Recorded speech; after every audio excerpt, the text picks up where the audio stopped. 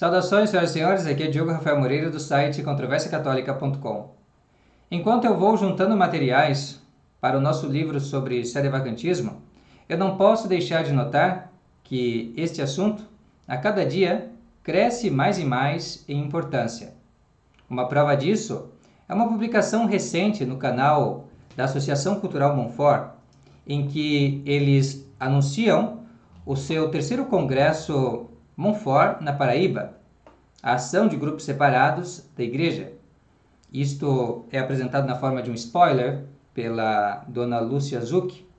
Ela então vai falar sobre o quê? Quando trata desses grupos, vai falar de nenhuma outra coisa senão do próprio sedevacantismo. Ela vai fazer uma exposição muito interessante, curiosa, vai fazer uma espécie de analogia entre o coronavírus, a vacina e o sedevacantismo. É bastante simpática a exposição que ela faz. E, não obstante, é sim um espantalho de sedevacantismo. Fala-se da palavra, mas não fala-se da coisa.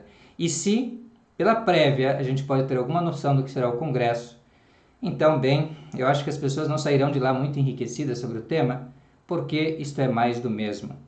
É um espantalho criado com o nome de sedevacantismo, mas que não é o que nós ensinamos a respeito disso. Não se trata da nossa posição.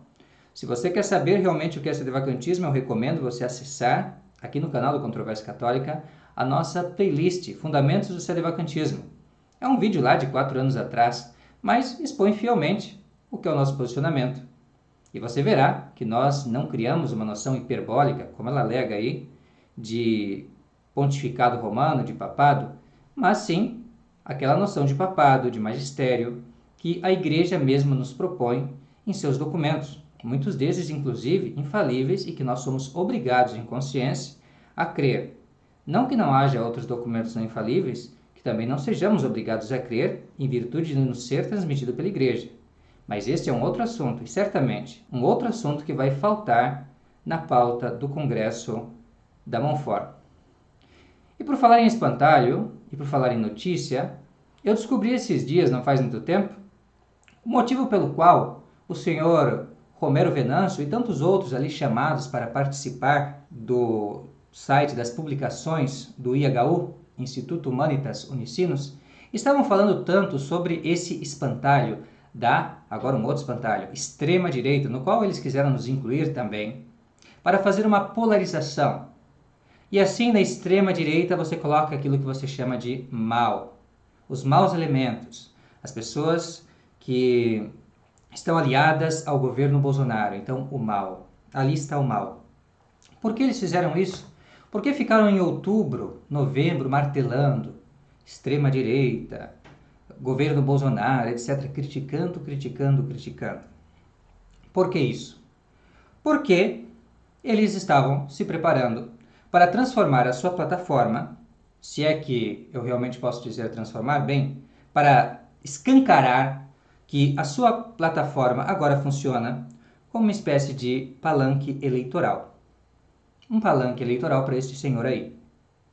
Preparando então o seu alegado terceiro mandato e publicando um artigo de um militante da esquerda chamado Tarso Genro. E isto, claro, no site do IHU, como você vê aqui. Aquele mesmo site que estava falando de nós, da extrema-direita, com rótulos. Então, e aqui quando se trata de falar do amor da vida deles, então você não vai ver rótulos, você não vai ver generalizações, mas você vai ver realmente aqui praticamente um modelo. Parece que estão falando de Carlos Magno, mas na realidade estão falando de Lula. Então, agora você entendeu por que as pessoas criam espantalhos? Elas querem preservar uma certa fidelidade ao seu grupo. As pessoas não podem mudar de posição. Então, para que elas se conservem fiéis, você precisa classificar o oponente como se fosse um demônio, como se fosse um maligno, ou como se fosse um idiota, de qualquer maneira, um idiota.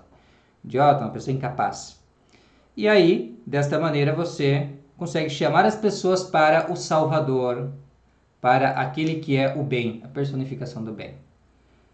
Quanto exagero, né? Sendo que nós, todos aqui nesse mundo, infelizmente, somos uma mistura. Buscamos fazer o bem, mas muitas vezes fazemos o que é mal. E deveríamos antes reconhecer nisso tudo, nessas nossas imperfeições, o quanto nós necessitamos de Cristo Rei, do seu reinado, e o quanto nós devemos nos submeter à sua doutrina na íntegra, sem reducionismos.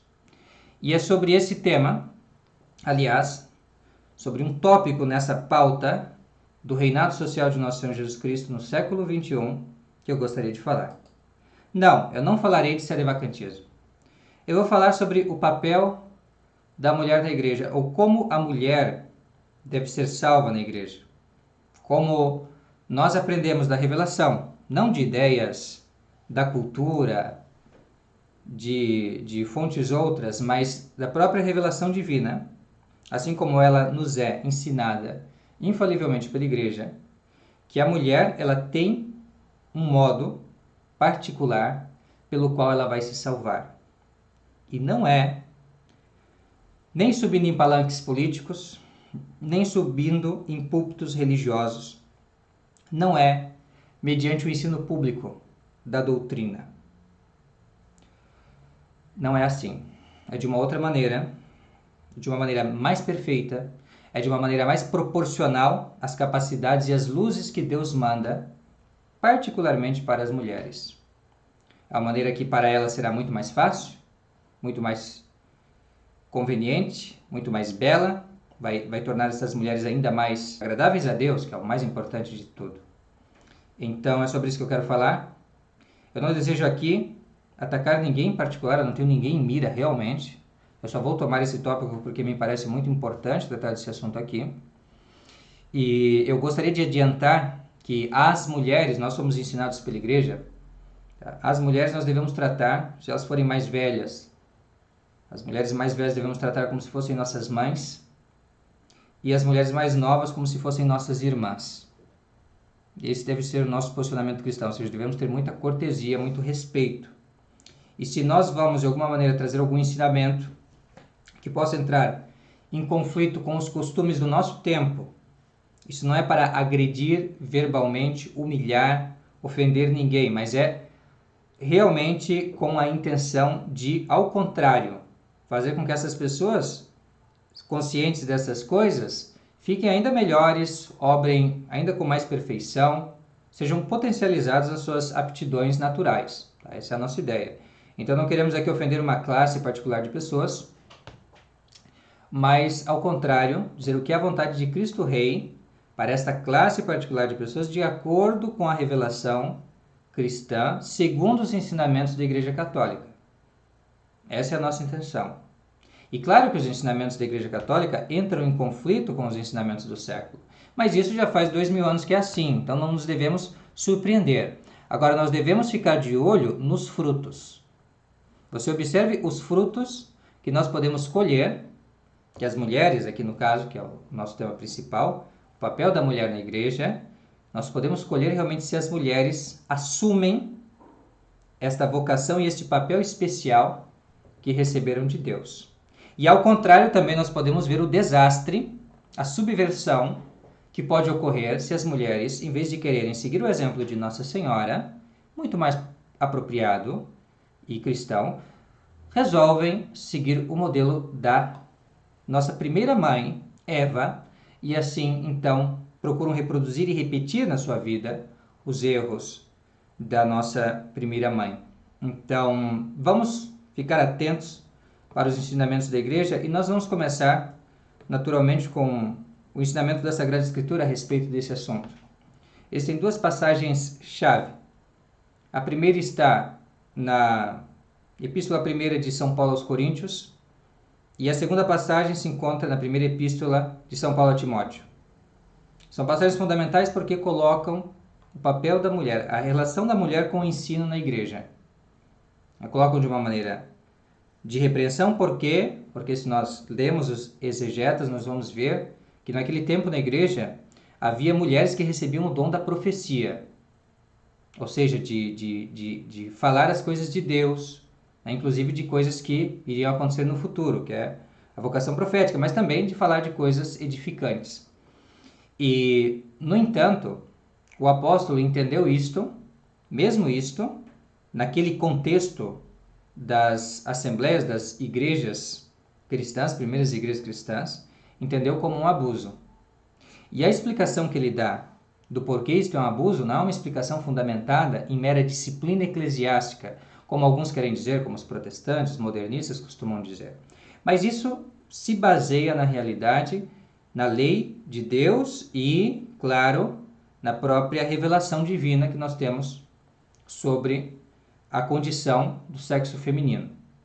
Então, vamos ouvir as passagens e depois nós vamos recorrer a certas explicações dos santos padres, dos grandes exegetas católicos e, por último, do próprio São Tomás de Aquino, que faz uma formidável síntese de tudo que nós vamos tratar aqui, de uma maneira mais difusa, mais detalhada. Então, diz assim São Paulo, na primeira epístola aos Coríntios, capítulo 14. As mulheres estejam caladas nas igrejas, porque lhes não é permitido falar, mas devem estar sujeitas, como também o ordena a lei.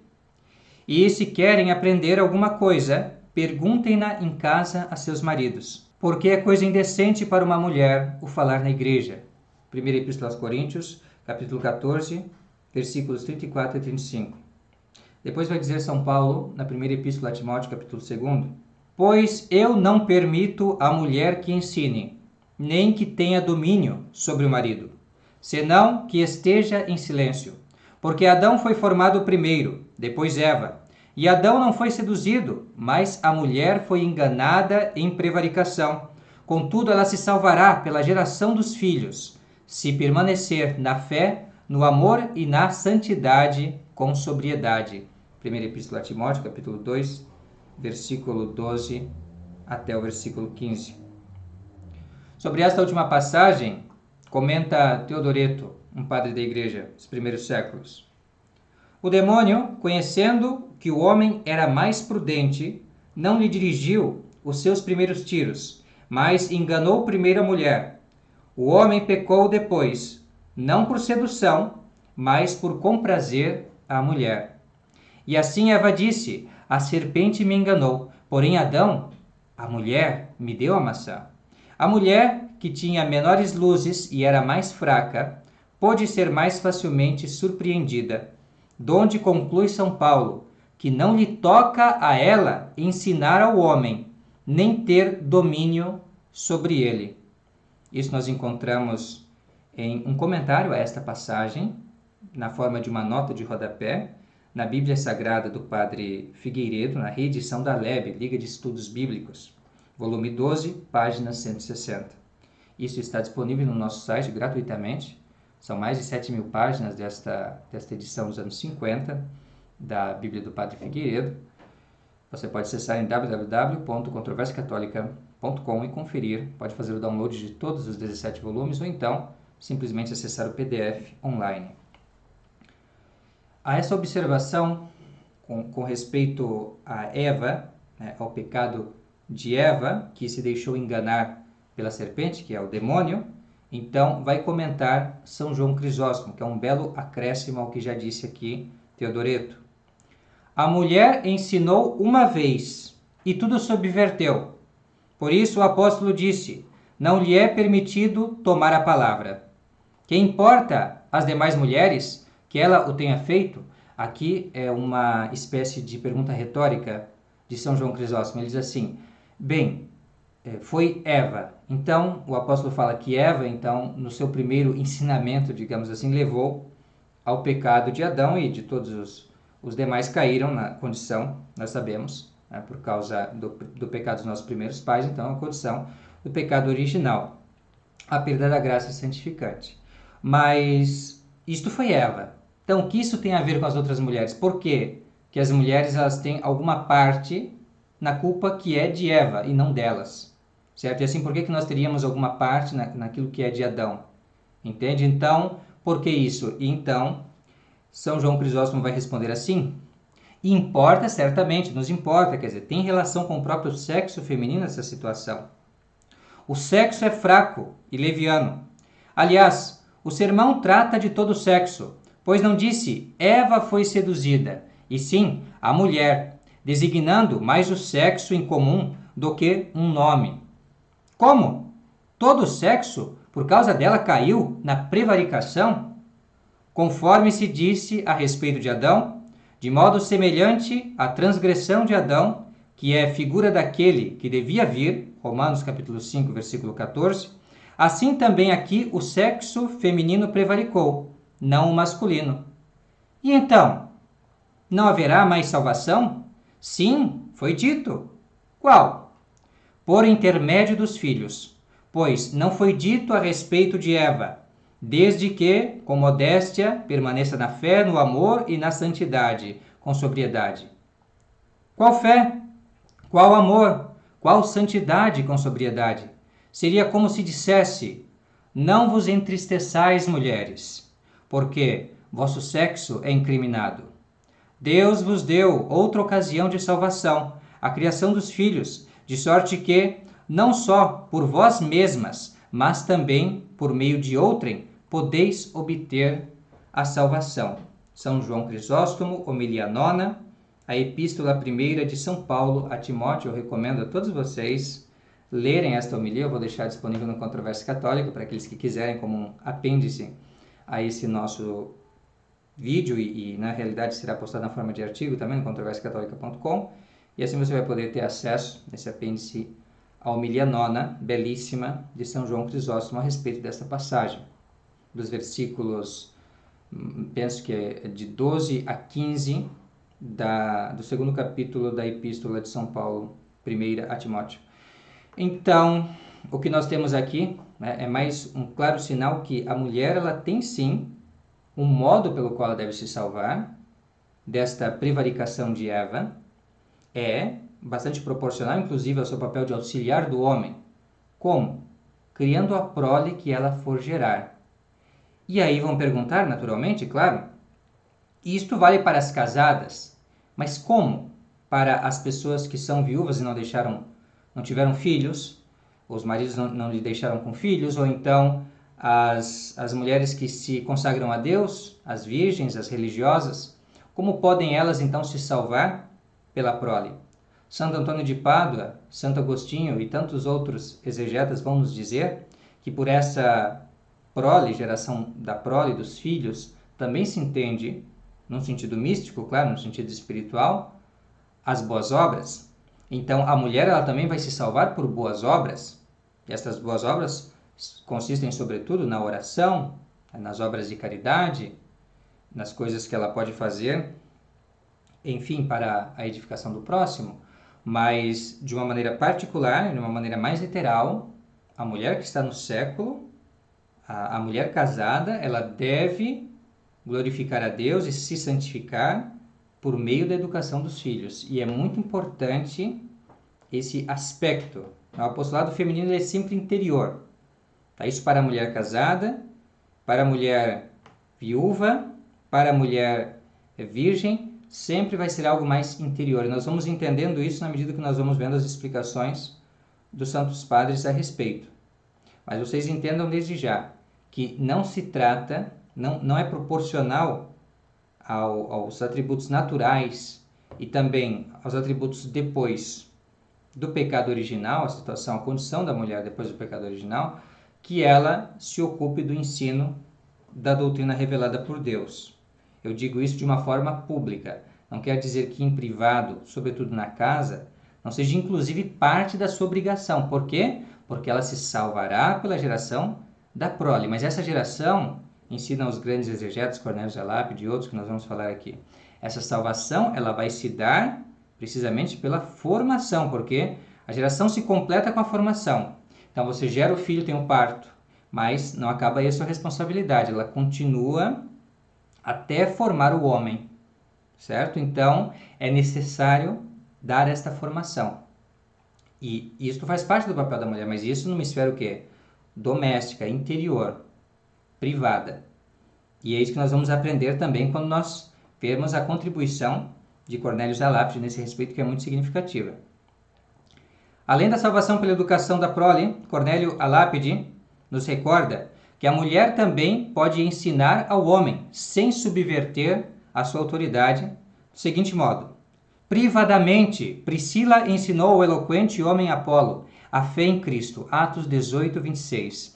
E em Tito 2,4, o apóstolo expressa o desejo de que as mães ensinem privadamente às filhas e servas a prudência e a modéstia. E uma mulher fiel é ordenada a converter e instruir seu marido infiel. 1 Coríntios 7,16. Ou seja, uma mulher católica, se ela acontece, hoje isso é inclusive até proibido, que aconteça uma coisa dessa, uma mulher católica casar com uma pessoa não católica, é algo que não é recomendado e é proibido, salvo em casos excepcionais. Mas salvo em casos excepcionais que concorram para o bem comum, que enfim, haja certas garantias e tudo mais, jamais vai acontecer um cenário desse hoje em dia, onde nós temos católicos o suficiente para que as pessoas se casem entre si. Mas, apesar disso, se, por exemplo, se configurar um cenário, como aconteceu no começo da igreja, uns 2000 anos atrás, em que realmente havia muitos pagãos e não era possível entre os cristãos haver todos os matrimônios, então, bem, nesse caso, aquela pessoa que é católica, a mulher católica, ela deve procurar converter o marido não católico. Então é isso que quer se dizer aqui. E isso está bem. Então, nesse sentido, a mulher que tem a luz da fé, que é algo superior, sobrenatural, ela pode ensinar aquele que não tem a luz da fé. Assim, Santa Cecília ensinou a Valeriano, seu esposo, a fé em Cristo. Santa Natália, a Adriano. Santa Mônica, a Patrício. Santa Marta, a Mário. Teodelinda, a Agilulfo, o rei dos Lombardos. Clotilde, a Clovis. Flávia Domitila, a Flávio Clemente. Pois, como diz Crisóstomo na homilia 60 ao Evangelho segundo São João, não há nada mais poderoso do que uma boa mulher para instruir e formar um homem no que ela quiser. Nenhum homem suporta tão facilmente amigos, mestres ou superiores como a sua esposa, que o admoesta e aconselha. Pois a admoestação da esposa tem algum poder sensível, pois ela ama mais, ou, como leem outros, é mais amado o que ela aconselha. Esse, então, é o ensinamento de Cornélio de Lápide a respeito disso, mas ele não fica só aí, não. Ele fala algo a mais, quer dizer, claro, existe essa via para as mulheres. Privadamente ela pode ensinar a doutrina. Não no púlpito, não em público, falar de religião, mas ela pode se santificar, sobretudo na casa, pela educação dos filhos, com o seu exemplo, edificando o próximo. Se lhe perguntam, claro, oportunamente, ela pode também exortar as pessoas que não conhecem a Nosso Senhor, a fé em Jesus Cristo, perfeito, isso tudo é possível e inclusive louvado pela igreja, mas tem mais uma coisa. É preciso reconhecer que há limites e que até mesmo o ensino privado da mulher, ser feito de uma maneira desordenada, é uma coisa que pode concorrer não para a sua salvação, mas para um caminho ruim. E isso nos faz observar, Cornélio de Lápide, quando ele diz, a modéstia feminina, ela consiste principalmente no silêncio. De uma maneira extraordinária, talvez a mulher tenha que falar, mas de uma maneira ordinária ou normal, é que seria uma indecência para uma mulher ficar falando, ensinando os outros e tal, em público, certo? Na realidade, muito mais admirável e belo para uma mulher que se cale. E isso nós vamos ver aqui, então, com muitos exemplos tirados dos Santos Padres. Lembre-se também, diz Cornélio de Lápide, que o apóstolo não apenas proíbe aqui que uma mulher ensine em público, digamos, na igreja, mas também não permite que ela ensine em particular, se ela quiser fazer isso por força do seu ofício ou autoridade. Por isso se segue nem dominar, em grego authentine, que é usurpar a autoridade sobre seu marido, senão que deve permanecer em silêncio, que em grego é exukiai, ou seja, inquietude. Crisóstomo diz que esse silêncio, esse pudor, essa modéstia confere mais beleza a uma mulher do que uma veste preciosa. E como diz Eurípides em Hércules, o mais belo dom de uma mulher é o silêncio e a modéstia e manter a calma interior. É por isso que Gregório de Nazianzo elogia sua irmã Gorgônia desta forma: o que é mais prudente do que o silêncio? Quem conhecia as coisas sagradas melhor do que ela, tanto de oráculos divinos quanto de sua própria inteligência e discernimento? E ainda, quem falou menos do que ela, restringindo-se aos limites da piedade feminina? Isso tudo nós encontramos em Cornélio de Lápide, comentária em Prima Epístola ad Timotheum, capítulo 2, e isto no local, né? Capítulo 2 ao versículo 12 e 13. Então, é daí que nós extraímos um pouco dos ensinamentos, que de uma maneira muito sublime é sintetizado por São Tomás de Aquino. Como você viu até aqui, existem boas razões para nós crermos que para a mulher é muito melhor se dedicar às coisas da casa e falar da religião mais com a sua vida do que com a sua boca. E os motivos, se você quer tê-los todos de uma maneira bastante prática, bastante simples diante dos olhos, foram já colocados na Suma Teológica, São Tomás de Aquino, na questão 177. A Suma Teológica é dividida em 3 partes. Aí na segunda parte, na questão 177, e nessa questão 177, que se divide em 2 artigos, falando sobre o dom, né, a graça dada, de graça, a graça que Deus confere para o benefício dos outros, ele vai falar sobre o dom da palavra de sabedoria e de ciência. Ele vai dizer que esse dom da palavra da sabedoria e de ciência, no segundo artigo da Suma, de uma maneira geral, quando se trata de edificar ao público, indistintamente, homens e mulheres, as pessoas, isso compete somente ao homem, não à mulher. Ou seja, a mulher ela não recebe esse dom, tá? Somente para falar familiarmente e em privado, mas não para falar em público sobre religião. Para entender isso melhor, vamos ao texto de São Tomás de Aquino. Diz o Santo Doutor na sua resposta: pode-se fazer uso da palavra de 2 modos. Primeiro, um privado, quando se fala familiarmente, com uma ou poucas pessoas. Nesse caso, a graça da palavra pode convir às mulheres. 2, o outro, público, quando se fala a toda a assembleia. Ou seja, que a assembleia podemos entender um conjunto de pessoas, ou então a igreja, mais propriamente, mas também no sentido geral, ou seja, falando para as pessoas de uma conferência, em um congresso, etc. Então, esta questão de ensinar para uma multidão, para um público, isto não se concede às mulheres. Por quê? E aqui vão as 3 razões fundamentais. Em primeiro lugar e principalmente, por sua condição de mulher. Ela deve ser submissa ao homem, como fica claro no livro do Gênesis. Ora, ensinar e persuadir publicamente na assembleia convém, não aos súditos, mas aos prelados. Contudo, homens que são súditos podem cumprir este ofício por delegação, pois sua sujeição não se deve ao sexo natural, como no caso das mulheres, mas em alguma circunstância acidental que lhes sobrevém. E aí você vai dizer assim: Diogo, mas você está tomando errado a tradução, porque eu vi aqui na minha edição da Paulus de uma outra maneira. Eu vi na minha edição da Paulus escrito de uma forma diferente, que parece que convém mais aos súditos homens do que às mulheres. Eu li na minha edição aqui da Paulus, capa dura, feita por um bando de modernistas. E aí você vai pensar então que eu acabei errando a tradução. Não, é que eu fui obrigado a corrigir a tradução da Paulus, Loyola, enfim, foi um conjunto de editoras modernistas aí que fez essa edição, porque eles propositalmente mudaram a tradução no sentido de não parecerem machistas. Entende? Essa é a questão. Os modernistas eles morrem de medo de parecerem ante este mundo anticristão como machistas. Então, eles são obrigados a mudar os seus livros, a mudar o que os santos escreveram, a mudar os textos da missa. Por exemplo, o ritual de matrimônio, eles são obrigados a omitir passagens que possa sugerir a verdade católica de que as mulheres devem se sujeitar aos seus maridos.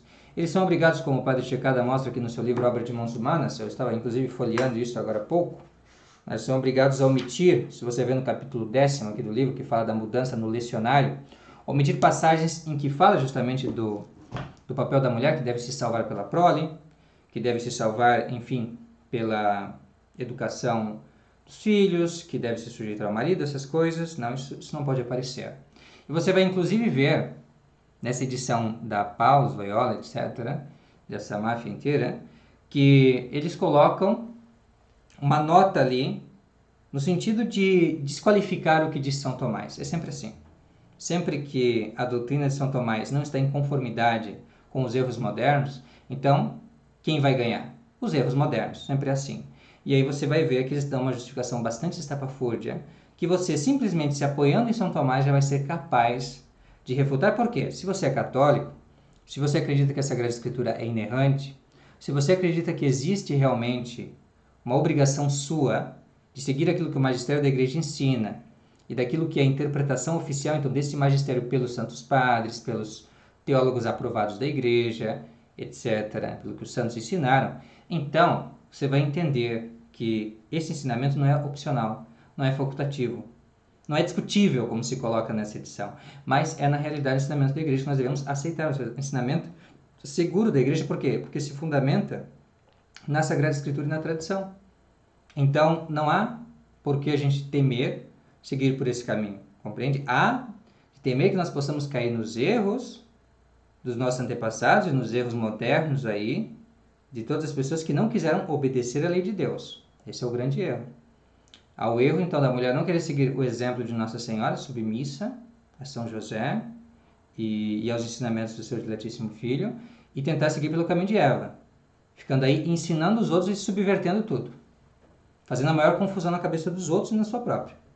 E não fazendo o que é o seu dever de dona de casa, de mãe de família, de cristã, de fazer boas obras. Então, deixando tudo isso para o quê? Para ficar aparecendo e causando problemas. Não só problemas de ordem teológica, às vezes, por falta de discernimento, como nós vamos ver também, ou então por subverter uma ordem que deve ser seguida, uma ordem hierárquica. E também aquela ordem, a ordem da culpa, a mulher primeira a realmente ter a culpa, como nós vimos aqui, mas também no sentido de expor as pessoas a um perigo moral, a um risco moral. Como assim? São Tomás vai explicar. Ele deu a primeira razão, que é a própria condição do sexo feminino, que não é feito para esse ofício de ensinar, mas também tem uma outra razão. Em segundo lugar, para que não se desperte a concupiscência do homem, pois diz o livro do Eclesiástico que a conversação das mulheres queima como fogo. Esse é o ensinamento bíblico, novamente, que mostrando que não convém. Por quê? Porque a mulher ela não vai chamar a atenção para o que ela está dizendo. Ela vai chamar a atenção para si. Quando ela está dizendo a mulher, ela chama muito a atenção. E assim, em vez das pessoas estarem ali considerando as ideias da religião, elas estão considerando, as outras mulheres estão considerando a roupa delas, né? E os homens até coisa pior, né? Então, é necessário ter muito pudor e não se expor. A mulher não deve se expor, nem visivelmente, por isso toda a questão da modéstia exterior, que as pessoas mais tradicionais, graças a Deus, entenderam isso já chegou a mensagem, mas também a modéstia interior e modéstia na palavra, ou seja, com silêncio. Aí, como nós vimos, isto é a melhor coisa para a mulher, a torna ainda mais bela, ainda mais preciosa. É como se ela estivesse vestindo ouro e prata, né? Joias preciosas, quando ela está ornada com o silêncio. Agora vamos para o terceiro motivo e último. Em terceiro lugar, porque geralmente as mulheres não alcançam a perfeição da sabedoria para que seja possível confiar-lhes convenientemente o ensino em público.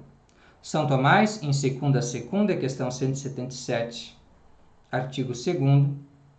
Isso você pode encontrar em qualquer edição, qualquer língua aí da Suma Teológica, não é difícil.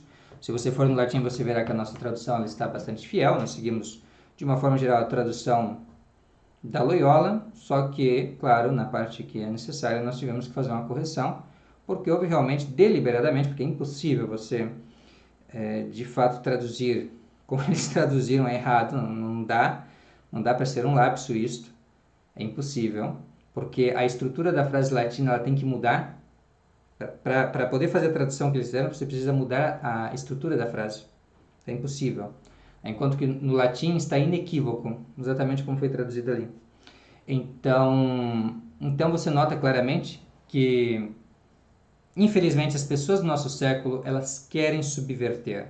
Elas não querem seguir a ordem que Deus preparou para o homem e para a mulher. Nós mesmos, homens, temos muita culpa nisso, nós queremos ser indulgentes com as mulheres até um ponto que se torna criminoso, que se torna aquela cumplicidade de Adão com Eva, até o ponto de extrapolar e desviar-se da lei de Deus. Nós somos isso sim e devemos sempre estar vigilantes para que isso não venha a acontecer. Nós queremos muitas vezes ser irresponsáveis, tirar o corpo fora, então não é assim. Nós temos uma responsabilidade, sobretudo se somos casados, de educar nossas mulheres a seguirem por este caminho. Por quê? Porque é o caminho de Deus. Não é porque é algo que nós estamos impondo tiranicamente. Pelo contrário, nós nos impomos tudo o que são os nossos deveres e elas também se impõem, devem se impor tudo o que é a vontade de Deus para elas, porque Cristo tem que reinar na nossa casa. A gente não pode ter uma imagem de Cristo Rei na nossa casa para artigo decorativo. Entende? Não é assim, nenhuma da Sagrada Família. É para imitar, para seguir o exemplo. Então, é o exemplo de Nossa Senhora, não o exemplo de Eva. Então, tendo em vista o que foi o exemplo de Eva, querer ensinar ao homem, não ser submissa. Então, entendendo isso, nós vamos saber qual é o bom caminho. Então, eu penso que desta forma eu posso contribuir um pouco com o Congresso da Monfort, sem tocar na questão do sedevacantismo, que eu acho que eu já falei demais aqui no Controvérsia Católica. As pessoas que querem saber os nossos argumentos podem ver aqui na nossa playlist sobre o assunto. Tem muito material mesmo, tem resposta a objeções, etc, etc. Já falamos bastante, vamos estar condensando isso, se Deus quiser, em um livro com ainda mais informações, mais detalhes, uma exposição ainda mais sistemática. Porém, claro que não devemos ficar só nessa teoria. Nós devemos ir para a prática do Evangelho. E a prática do Evangelho exige muitas vezes que nós exortemos os nossos irmãos a um segmento ainda mais perfeito da doutrina cristã. E como eu acredito que é a primeira vez que eu estou indo responder a uma mulher que se pronuncia em público sobre questões de religião, eu então resolvi fazer esse material aqui para edificá-la, para edificar todas as demais mulheres, para também enaltecer, elogiar todas essas mulheres que no silêncio trabalham tanto, inclusive que ajudam muito o nosso apostolado às vezes, né, edificando-se com os vídeos, compartilhando com as outras pessoas. Isso é tudo uma maneira privada também de edificar, também encorajando o nosso trabalho. A todas elas eu sou gratíssimo e espero também estar retribuindo à altura com esse material aqui que disponibilizo perpetuamente para que possa servir para a edificação geral. Muitíssimo obrigado pela atenção, fique com Deus e até a próxima. Tchau, tchau.